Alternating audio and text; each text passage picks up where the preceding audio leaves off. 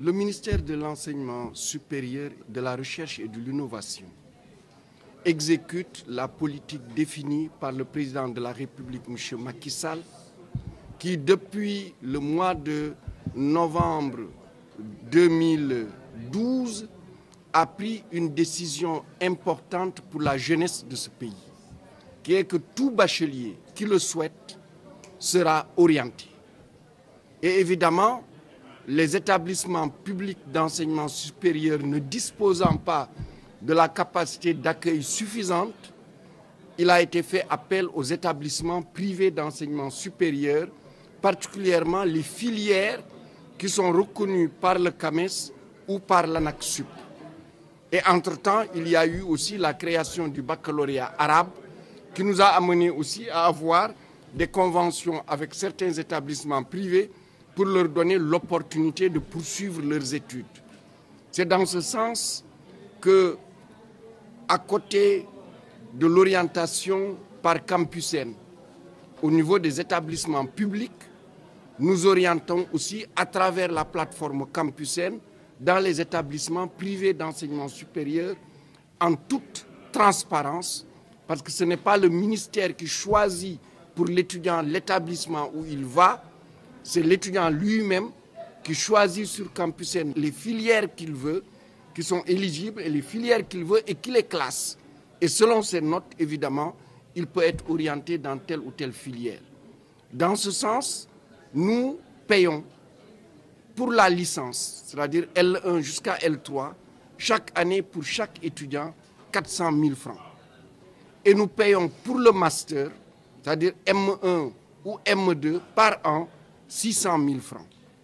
Et nous avons un tarif spécial pour les étudiants que nous avions orientés au niveau de l'université Saint-Christopher en médecine. Ceci a été fait une année et c'est une cohorte qui poursuit ses études. Chaque année, le gouvernement du Sénégal, dans le cadre du vote de la loi de finances initiale, inscrit un montant au niveau du ministère de l'Enseignement supérieur. Et en moyenne, le montant, c'est 5 milliards qui sont inscrits dans le budget. Il se trouve que le nombre de bacheliers orientés dans le privé dépasse évidemment ce montant depuis quelques années. D'où des arriérés cumulés à ce niveau-là. Et ces arriérés cumulés, au mois de décembre dernier, le gouvernement avait pris une initiative qui est de débloquer 4 milliards pour le paiement de ces arriérés. Malheureusement, pour des raisons techniques, à la fin de l'année, ces 4 milliards n'ont pas pu être donnés aux différents établissements. Le ministère lui-même a fait tous les engagements qu'il fallait, mais techniquement, ça n'a pas pu avoir lieu. Aujourd'hui, nous sommes dans l'année 2018. Nous avons une inscription de 5 milliards. Nous avons engagé tous les 5 milliards et c'est dans le circuit pour le paiement des établissements privés d'enseignement supérieur. C'est l'état où nous nous trouvons aujourd'hui.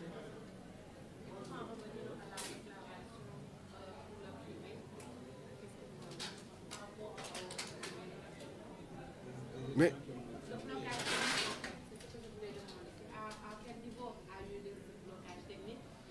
c'est une affaire de gouvernement. Je ne vais pas être là à vous dire c'est Massamba ou Mademba. Moi, je suis un ministre de la République. Je suis tenu par l'obligation de réserve et l'obligation de solidarité gouvernementale. C'est une question gouvernementale et nous assumons ce qui se passe, qui est que actuellement, nous avons 5 milliards dans le budget sur la loi de finances initiale et nous avons engagé tous les 5 milliards. C'est ce que je peux vous dire sur cette question.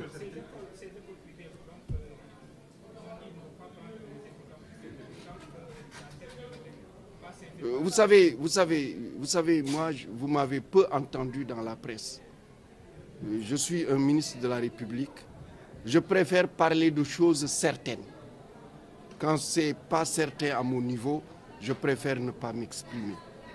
Je crois que nous avons une collaboration, le ministère de l'Enseignement supérieur, de la Recherche et de l'Innovation, et les trois organisations d'établissements privés, qu'il s'agisse de la conférence des grandes écoles, qu'il s'agisse du collectif des établissements privés d'enseignement supérieur ou de la fédération des établissements privés d'enseignement supérieur, nous avons une bonne collaboration et nous sommes convaincus que cette collaboration va aller en se renforçant.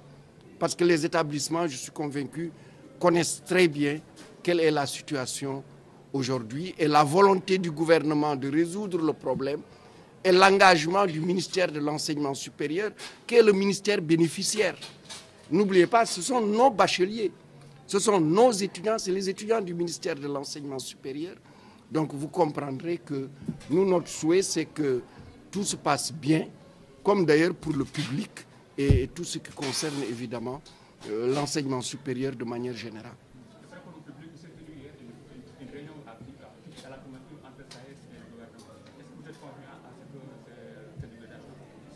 Nous sommes très optimistes.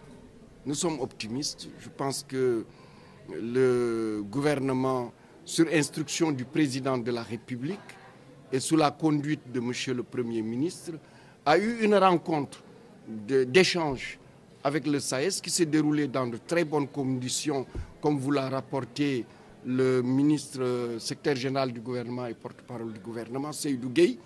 Il y a eu déjà des avancées. Il reste une question et cet après-midi, des commissions techniques sont en train de travailler et qui nous permettront d'avoir entre les mains des données chiffrées qui vont permettre au président de la République de prendre les décisions idoines. Mais le président de la République lui-même a exprimé sa volonté de résoudre les questions liées à l'enseignement supérieur. Il en a résolu énormément. Vous le savez, en avril 2012, les plateformes de l'enseignement supérieur étaient immenses. Aujourd'hui, nous arrivons à une plateforme globalement de 2 points, à savoir la retraite et l'indice 1068. Et pour l'indice 1068, c'est quasiment réglé. Pour la retraite, déjà, beaucoup de pas sont faits. Il reste à finaliser. Moi, je suis très optimiste.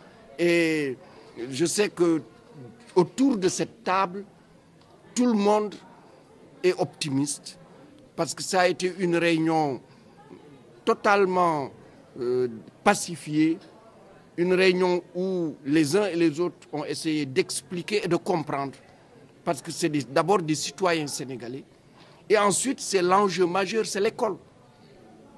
L'émergence économique passe par la pacification de l'espace universitaire, par la transformation de l'espace universitaire et par la mise en œuvre en cours des réformes qui sont prises et qui sont aujourd'hui, je dirais, au milieu du fleuve.